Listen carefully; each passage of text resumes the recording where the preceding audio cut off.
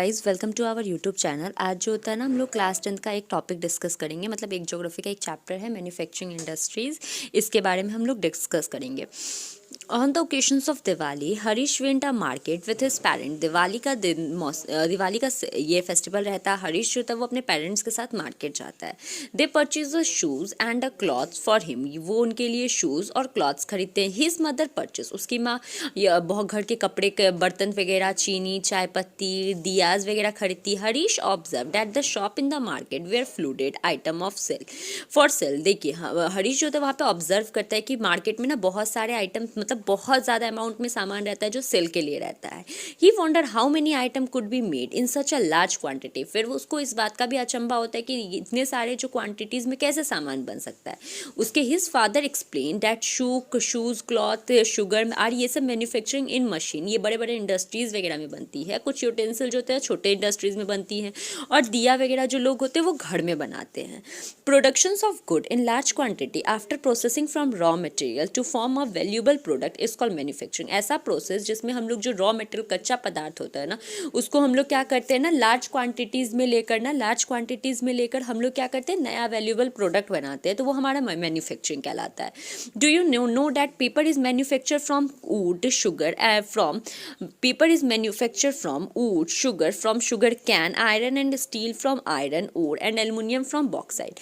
हम लोग का पेपर जो होता है वो लकड़ियों से बनता है। शुगर कैन से आता है। आयरन स्टील जो होता है आयरन ओर से आते हैं। एल्युमिनियम जो होता है वो बॉक्साइट से आता है। उसी तरीके से कपड़े जो होते हैं वो यार्न वगैरह से आते हैं, और ये भी एक इंडस्ट्रियल प्रोडक्ट है। People employed in the secondary activities manufacturing the primary materials of the into finished good। लोग क्या करते हैं, जो प्राइमरी प्रोडक्ट होता है उसको क्या करते हैं, मशीन्स वगैरह के द्वारा उसको फिनिश गुड्स में ये करते हैं, और ये सेकेंडरी सेक्टर होता है। The worker employ in steel factories, car, beers and textile industries, bakeries fall into this category. अब इसमें सब चीज़ आते हैं। वैसे एम्प्लॉयर्स जो कि स्टील फैक्ट्रीज, कार वगैरह की कंपनी में काम करते हैं, इंडस्ट्रीज वगैरह की कंपनी में काम करते हैं, वो लोग भी इसमें बिलोंग करते हैं। Some people are employ in providing service. कुछ लोग जो होता है उनका जॉब ही रहता है, इस सेक्टर में रहता है। इन दिस चैप्टर में मेनली हम लोग मैन्युफैक्चरिंग इंडस्ट्रीज वगैरह के बारे में पढ़ेंगे कि सेकेंडरी सेक्टर में किस तरीके से इंडस्ट्रीज वगैरह डेवलप करती है। कोई भी कंट्री का जो इकोनॉमिक स्ट्रेंथ होता है ना, वो इसके डेवलपमेंट का ना वो मेजर किया जाता है उसके कंट्री के मैन्युफैक्चरिंग इंडस्ट्रीज वगैरह पे। इंपॉर्टेंस ऑफ मैन्युफैक्चरिंग के क्या क्या इंपॉर्टेंस है। मैन्युफैक्चरिंग सेक्टर जो होता है is consider the backbone of development in general and economic development in particularly mainly because manufacturing जो होता है वो हम किसी भी कंट्री के डेवलपमेंट का एक बैकबोन कहलाता है। क्यों कहलाता है, तो उसके कुछ रीजंस है। Manufacturing industry not only help in modernising agriculture which form backbone of our economy. देखिए जो हम लोगों का इंडस्ट्रीज वगैरह, जो मैन्युफैक्चरिंग इंडस्ट्रीज होता है वो सिर्फ हमारे एग्रीकल्चर सेक्टर को इंप्रूव नहीं करता, बल्कि हमारे इकोनॉमी को भी आगे बढ़ाता है। They also reduce the heavy dependence of people on agriculture income by providing them job in secondary and tertiary sector. ये जो होता है लोगों का जो आज के टाइम में लोग जो ज़्यादातर जो होता है ना एग्रीकल्चर सेक्टर पर डिपेंड रहते हैं काम के लिए, तो उस चीज़ को भी घटाता है, बल्कि क्या करता है, लोगों को ज़्यादा से ज़्यादा डिपेंडेंस बनाता है सेकेंडरी और टर्शियरी सेक्टर में। Industrial development is a preconditions for the eradications of unemployment and poverty from philosophy behind public sector industry and joint sector venture in India।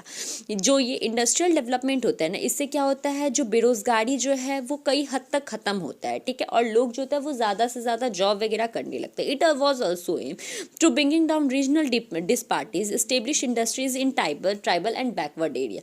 ये क्या करता है ना, जो ना पिछड़े से पिछड़ा गाँव जगह जो है वहाँ के लोगों को भी डेवलप करता है। Export of manufacturing good expand trade and commerce. जो एक्सपोर्ट करते हैं हम लोग मैन्युफैक्चरिंग गुड्स वगैरह को, जो एक्सपोर्ट करते हैं वो भी क्या करता है, लार्ज अमाउंट पे फॉरेन एक्सचेंज वगैरह को जो एक्सपोर्ट किया जाता है उससे भी हमारे कंट्री का वैल्यू बढ़ता है। Countries that transform their raw material, countries क्या करते हैं, अपने रॉ मटेरियल को ट्रांसफॉर्म करते हैं हाइयर प्राइस वगैरह लगाकर।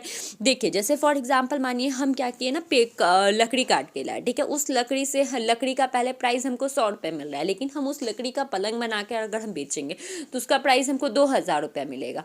तो क्या होता है, हम लोग जो होता है रॉ मटेरियल को एक्सचेंज करते हैं, फिनिश प्रोडक्ट में चेंज करते हैं और अपना प्रॉफिट करते हैं। एग्रीकल्चर और industries are not exclusive to each other. Agriculture और इंडस्ट्री जो होता है एक दूसरे से जुड़ा हुआ नहीं, they move hand in hand, ये एक दूसरे से मिलता जुलता है। For instance the agro industrial in India have given a major boost to agricultural productivity. Industries के कारण से क्या होता है, हम लोग का प्रोडक्टिविटी का जो लेवल होता है वो भी बहुत तेजी से बढ़ रहा है।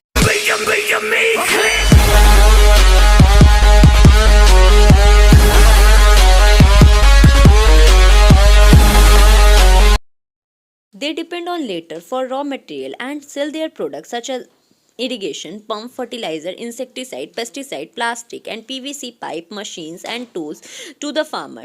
इंडस्ट्रीज जो होता है वो बहुत सारे, जैसे इंसेक्टिसाइड हो गया, फर्टिलाइजर हो गया, पीवीसी हो गया आपका, फिर बहुत सारे पाइप्स वगैरह हो गए, ये सब का सप्लाई करता है। दस development and competitiveness of manufacturing industry has not associated agriculture increasing their production but also made the production process very efficient.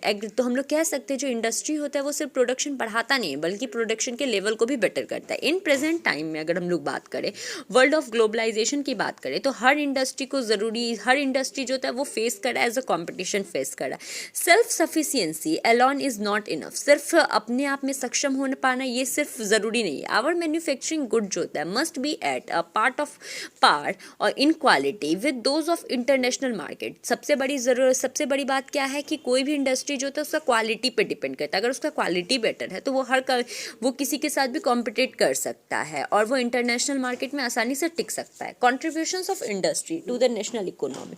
अब क्या कॉन्ट्रीब्यूशन है इंडस्ट्रीज वगैरह का, क्या कॉन्ट्रीब्यूशन है नेशनल इकोनॉमी में? ओवर द लास्ट 2 डिकेड, अगर लास्ट 2 डिकेड की बात करें, the share of manufacturing sector has stagnated at 17% of GDP. अगर हम लोग लास्ट 2 डिकेड की बात करें तो हम लोगों का जो जीडीपी रेट है ना वो 17% से बढ़कर ना out of total 27% of the industry.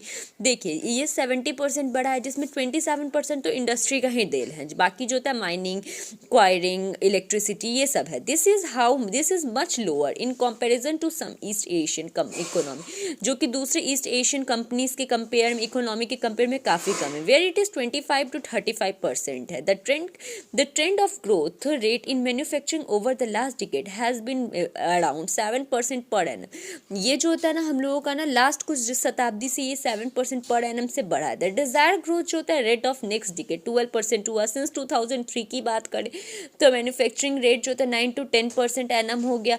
तो इस तरीके से हमारा क्या हो रहा है ना, ये डेवलपमेंट भी हो रहा है लेकिन हमारा जीडीपी रेट अभी भी काफ़ी लो है।